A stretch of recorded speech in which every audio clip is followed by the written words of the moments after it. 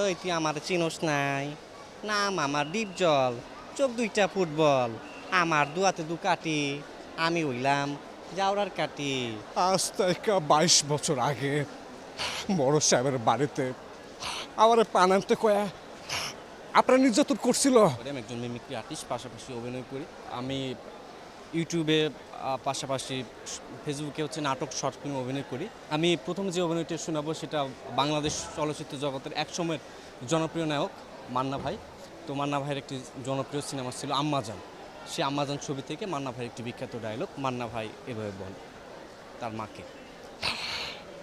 আম্মা যান, আম্মা যান, আপনি আপনি ছবি লোকটা চিনতে পারছেন আম্মা যান? আজ থেকে 22 বছর আগে বড় সাহেবের বাড়িতে আমার পান আনতে কয়া আপনার নির্যাতন করছিল।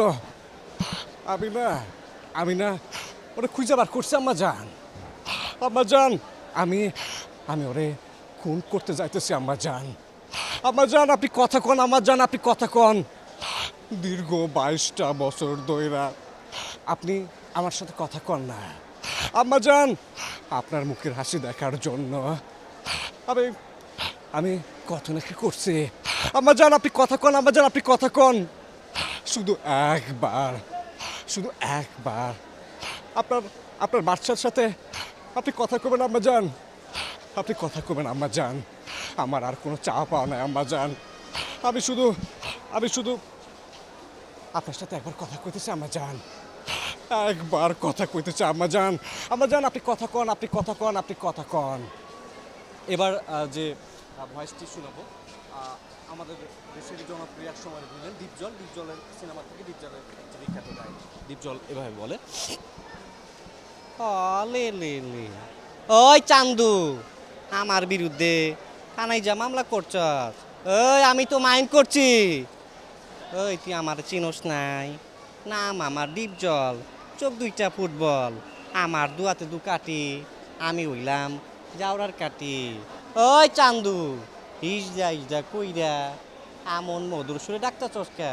ওই তুই জানোস না ইসরা হইল অবলা, ওরা মায়াও না পোলাও না। ওই চান্দু, ওরা কি পুরুষের লাগে মারামারি করে পারে?